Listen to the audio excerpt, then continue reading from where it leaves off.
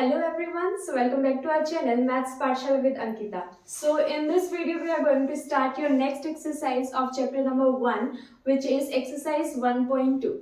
So according to your NCERT book, question number 1 is state whether the following statements are true or false, justify the answer. आपको बताना है कि जो भी आपके पास में स्टेटमेंट दे रखे हैं वो ट्रू होंगे या फॉल्स होंगे, ओके। एंड आपका जो भी आंसर हो रहा है उसको जस्टिफाई भी करना है, ओके। आपका वो फॉल्स है तो क्यों है, if it is true so why, okay. You have to give the reason also. So first one is every irrational number is a real number. आपके जो भी इरेशनल नंबर होते हैं वो रियल नंबर होते हैं क्या? Every irrational number is a real number. Every irrational number is a real number. सारे के सारे इरेशनल आपके रियल होते हैं क्या? ऑब्वियसली होते हैं, क्योंकि क्या होता है आपका real number, it is the combination of a rational and irrational number, okay. क्योंकि रियल नंबर जो है वो आपका किस किस से बना हुआ रहता है, वो आपका रेशनल नंबर और इरेशनल नंबर दोनों को मिलाने के बाद होता है। So yes, every irrational number is a real number, okay. Next one, every point on the number line is of the form of root m where m is a natural number। आपको यहाँ पे दे रखा है कि कोई भी number अगर आपका रूट m के अंदर है, जहाँ पे m जो है आपका वो नेचुरल नंबर है, ओके। तो यहाँ पूछा क्या गया था कि m is a natural number, क्या वो नेचुरल नंबर होगा क्या? अगर कोई भी नंबर आपका रूट की फॉर्म में है तो वो नेचुरल नंबर होगा क्या? सो ये क्या होगा स्टेटमेंट? फॉल्स। स्टेटमेंट क्या होने वाला आपका? फॉल्स होगा। एंड क्यों होगा? देखो, आप रूट 9 जब करते हो सो you will get a 3, right. आप रूट 4 जब करते हो सो you will get a 2।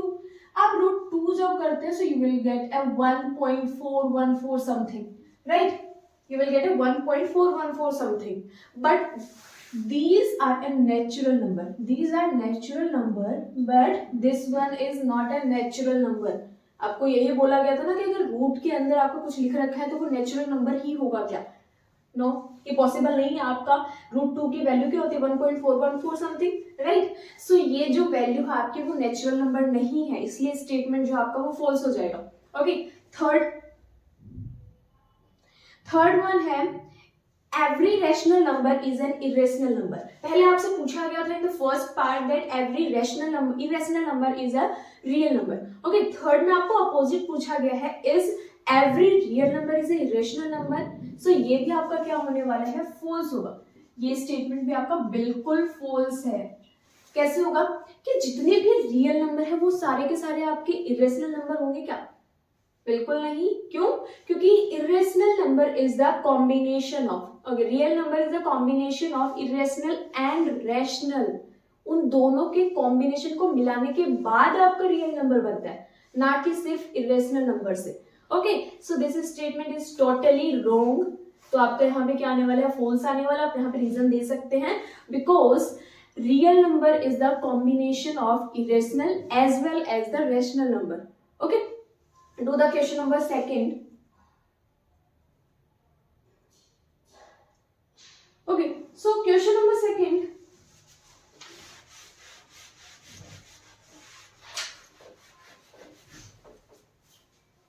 Question number second is, are the square root of all positive integers irrational? क्या कोई भी पॉजिटिव नंबर का आपने अगर स्क्वायर रूट किया है तो वो इरेशनल होगा क्या? ये आपको फाइंड करना है।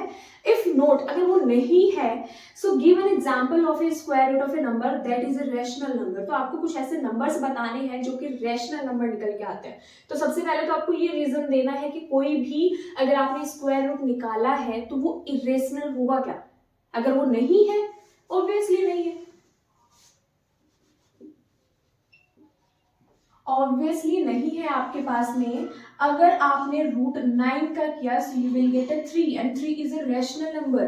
सो सबसे पहले आप क्या करने वाले हो?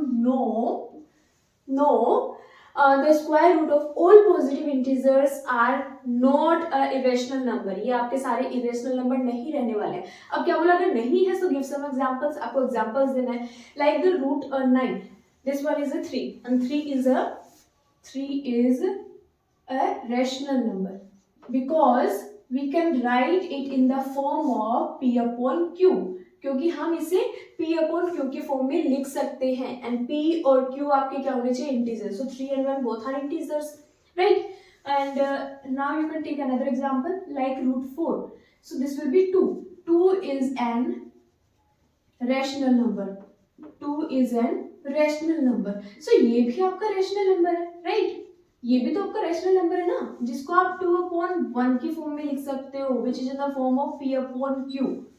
Is it clear? So let's do question number 3 of exercise 1.2, which is show how you can represent a root 5 on a number line. आप root 5 को number line पे कैसे represent कर सकते हैं?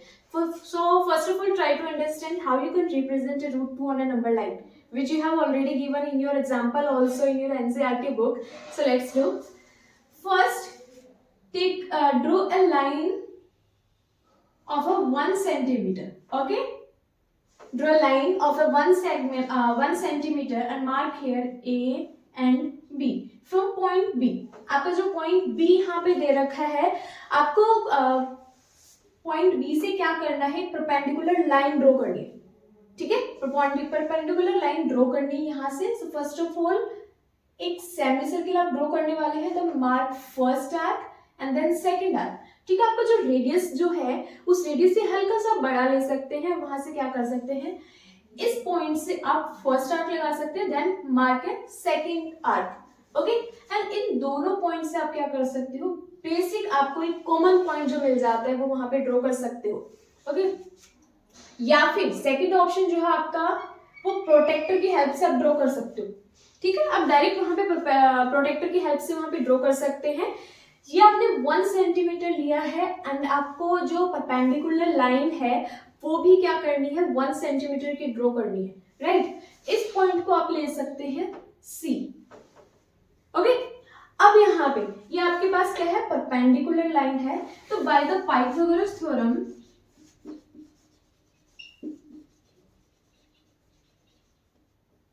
ठीक है, by the Pythagoras theorem. So Pythagoras theorem के अकॉर्डिंग आपका क्या हो जाता है, hypotenuse square is equals to base square plus altitude square. So hypotenuse क्या हो जाएगा आपका, AC. नाउ जॉइन AC को आप ज्वाइन कर दीजिए. ओके, सो ये क्या हो जाएगा, AC square is equals to base square. Base आपने क्या लिया था, 1 सेंटीमीटर. सो 1 का square you will get 1. So 1 plus 1 this will be 2. Okay, and AC आपको फाइंड करना है, so square will be converted into root. So ये आ गया आपके पास AC रूट 2. ठीक है, नाउ एक्सपेंड लाइन AB. जो भी आपके पास में लाइन थी उसको क्या करना है, आपको एक्सपेंड कर देना है. अब क्या करना है, now taken radius of AC की जो लेंथ दे रखी है उसी लेंथ में आपको रेडियस लेना है, और पॉइंट A से जो भी आपका रेडियस आया है वहां से क्या करना है, आपको एक सर्किल ड्रॉ कर देना है. ठीक है, जो कि इस लाइन को टच करे, जो कि आपकी लाइन थी उसको टच करे. सो ये आपके पास जो पॉइंट आया है इसको सीधे से आप अज्यूम कर सकते हैं. So this will be of root 2. A से लेके रूट आपका C डैश तक जो आया है उसको बोला जाएगा रूट 2. ओके, अब हम करते हैं आपका question number 3, how you can represent a root 5 on a number line. Root 5 कैसे नंबर लाइन पे आप ड्रॉ कर सकते हैं वो देखना है. ओके, तो बेसिक आप देखिए अच्छे से, और जो भी मैं बोल रही हूँ आप उसको लिख सकते हैं.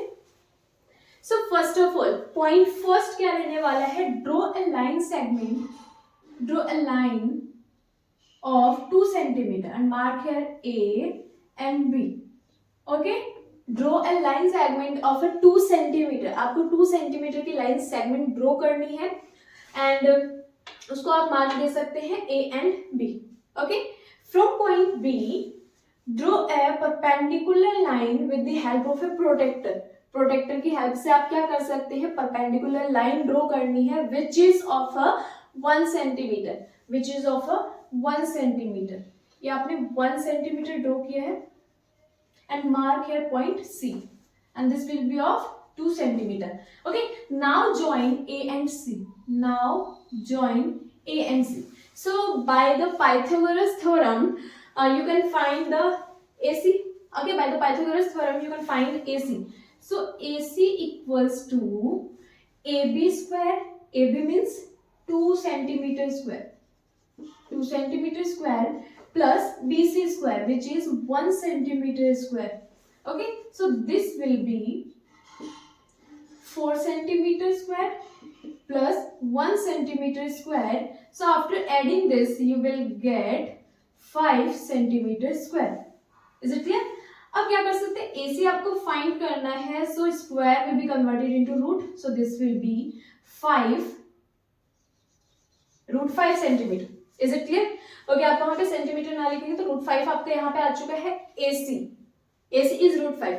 Now with the help of a compass, take a radius which is of a AC, which is equal to the AC, जो आपका AC के इक्वल होने वाला है, and make a circle and expand the line segment BC. Okay, अब ये जो point मिला है ये आप क्या कर सकते हैं, यहाँ पे एज्यूम कर सकते हैं, this will be the C dash, और अब A से लेके C dash, this will be of √5.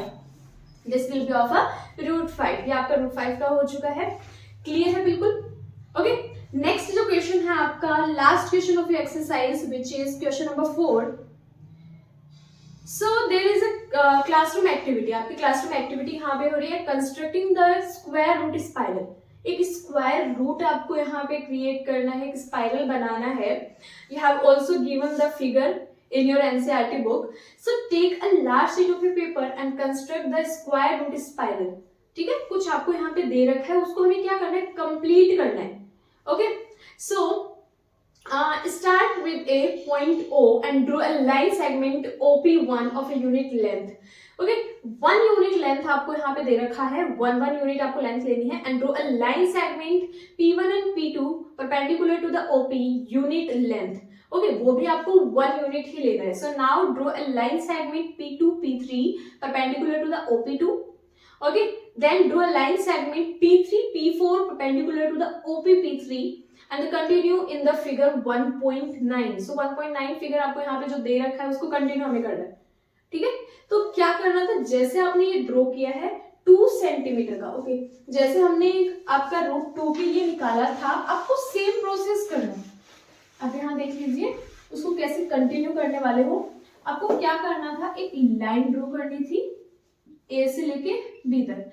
B से आपको एक परपेंडिकुलर लाइन ड्रॉ करनी थी ऑफ 1 सेंटीमीटर. ये भी 1 सेंटीमीटर का था. आपने इन दोनों को ज्वाइन कर दिया, राइट, इन दोनों को आपने ज्वाइन कर दिया. सो यहाँ ये जो पॉइंट मिला है आपको, सेम इस पॉइंट से अब क्या करना था, यहाँ आपको परपेंडिकुलर ड्रॉ करनी है लाइन, एंड अगेन 1 सेंटीमीटर का आपको लेना है, अगेन उसको जोड़ना है. ओके, अगेन आप क्या करने वाले हो, यहाँ पे आप ये इस तरीके से कर सकते हो. इस पॉइंट से आपको again you have to draw a perpendicular line of 1 centimetre. ये 1 सेंटीमीटर का लेना है. इसके बाद क्या करना है, उसको आप ज्वाइन करने वाले हैं. ओके, उसको आप ज्वाइन करने वाले हैं. इस पॉइंट से again you have to draw a perpendicular line of 1 centimetre. Again you have to join them. Again इस पॉइंट से आपको again you have to make a 1 centimetre. इस तरीके से क्या करना है, उस फिगर को आपको कंप्लीट करना है. Is it clear? तो जो भी आपको फिगर दे रखा है उसमें आपको 1 सेंटीमीटर इंक्रीज करते हुए जाना है, वो भी perpendicular line. Okay, so we have done up to your question number 4. We will start your exercise 1.3 in your next video. See you.